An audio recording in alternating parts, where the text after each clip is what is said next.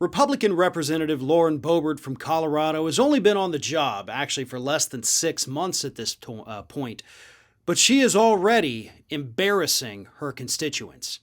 And those aren't my words, by the way. Those are actually the words of her constituents, who say that they are both humiliated and embarrassed by her antics in Congress. Now, Boebert, in the early days of this particular Congress, was getting just as much press as Republican Representative Marjorie Taylor Greene. I mean, two sides of the same coin there. But as Taylor Greene has gotten a little bit more extreme, Boebert's kind of fallen by the wayside, but not to her constituents, who are very clearly paying attention. Right now, she has a 42% approval rating in her district compared to a 45% disapproval rating.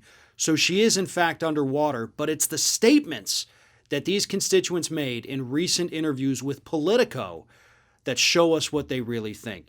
Here's just a couple of quotes here. When I think of Lauren Boebert, I think of that expression, all hat and no cattle. When she had the opportunity to support stimulus funding, she chose Trump over us. It's very frustrating. Another one said, one of the key parts of that infrastructure plan is Amtrak expansion. Ours is one of the only 3 mills in the country that makes rail. If we can get just that part of the infrastructure plan alone passed, that will be business that would keep us in jobs for many years. Another one, this one definitely a Republican, says, I thought Lauren Boebert would be a great representative for small business owners because she owns a small business and she came from a humble lifestyle. But she has been so terribly disappointing. I am humiliated and embarrassed when she speaks on the House floor. She screams all the time and she seems to have affiliated herself with white supremacists. See, that's the problem that a lot of these people have.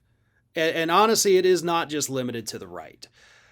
They have these lofty promises. People think that, hey, just because you came from this or you did this, you were a small business owner, whatever it is, you're going to go there and you're going to legislate for us. Lauren Boebert never had any intention whatsoever of going to Congress and doing anything other than praising Donald Trump, much like Marjorie Taylor Greene.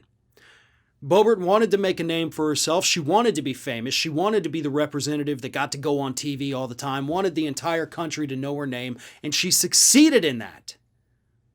But in the process of doing so, pissed off her constituents to the point where even Republicans in the city of Pueblo, Colorado, by the way, which is kind of the district that's going to decide where that race goes next year, they're furious.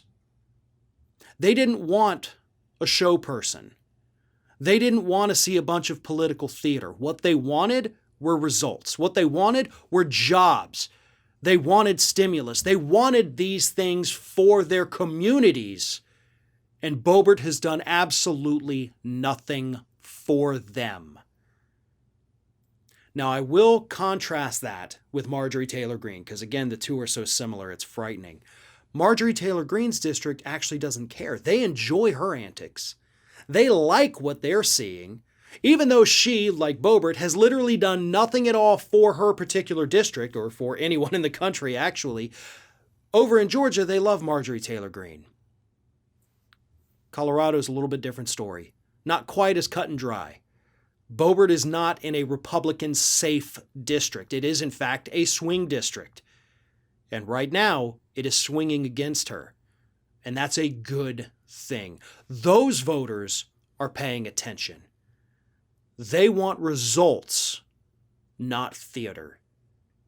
And honestly, we need more voters like that all across the country who look beyond party lines and they say, what is this person actually doing for this district that we sent them to Congress to represent? And if the answer is nothing, vote them out and move along.